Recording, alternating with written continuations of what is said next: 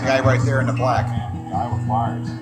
Or is it 8? There he is. They're right here. Definitely great. You can see the reaction time, the reaction that he has of that swim. That's just a really good swim, and that will set him up for the future. And that's a good thing about these trials too, and these early heats. You know, we've been asked, well, are there too many kids here? You know, we have 1,500, 2,000 kids. I think he's in 5. I'm sorry. Swimming. I think it's great. I love it. Because again, it's coming up right now. That kid right there will remember that specific swim for the rest of his life, and it will help him 4 years from now when perhaps he's in the top 24 by even trying to make an Olympic team. You never know. And so I love that feeling of having all these kids. And the way they do it, they really let the elite athlete get in and get out of here when they need to. It's not a long session. It's over 8 days. So really the 1,700 plus athletes is managed very well. Great point, Rowdy. I think that what USA Swimming has done to magnify the exposure for not only the white cap athletes, but these youngsters now get exposed to that. I think it's something that people lose sight of, is that what plays out over these 8 days right there with the white cap. Dramatic impact on the next right there. The Olympic trials. The white cap. Next go around, and the white cap. Going to have a huge opportunity. It says 8 right on the side. And Sam, it's not just the next 4 years. I think it's the next generation of athletes, because what happens That's is him with the white cap. this kid from Iowa, I think he was from Iowa, he's going to go back to his club team, and they're all going to think he's a god, right? Because he swam at the Olympic trials, and they just watched him win this heat. And I figured they had to be standing in front of him this time. To have be inspired to maybe go on and say, I want to do that one day. It may be 4 years, it may be 8 years, it may be 12 years. There he but is. the inspiration is laid, that That's foundation right is laid across the country. And in the long run, that's going to help our sport grow, and it's going to help USA Swimming. And there's a method to that madness, I think.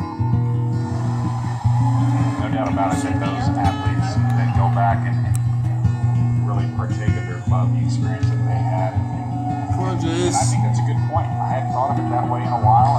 And I think also the other thing I see is we see all these young swimmers in the crowd. I think people probably don't realize that the vast majority of this crowd is not necessarily from Omaha. People are traveling from all over the country. I met a young man sitting on the front row last night. I met he and his mom about an hour before the session.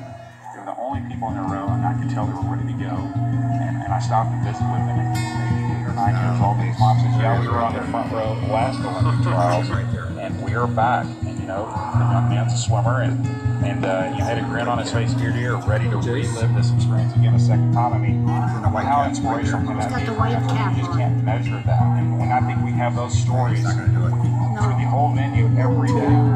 You really do.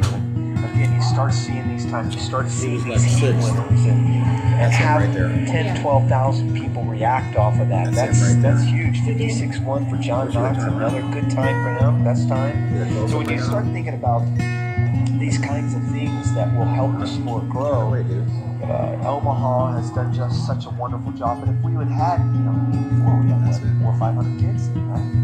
And that's the reason why we added Indianapolis to have 1,500, 2,000 kids. The Dwyer's bought 7 Show the times in a few seconds. So, it can bring a lot of family and friends, and again, they all go back and convey that message of how amazing the Olympic trials was, how inspirational it was, and all these kids, these 14, 15,000, probably half of them are kids watching this meet. I know I'm beating a dead horse, but we'll be inspired from it. Let's change gears for a moment. You've got the opportunity to talk to a number of people in this setup with us versus your national broadcast of NBC, but you're somebody who's been through it. They're taking so we can long. talk about technology, we can talk about crowds, we can talk about spectacle, but in the end, it's the day-to-day work and focus that young athletes have to put in from goal setting on upward.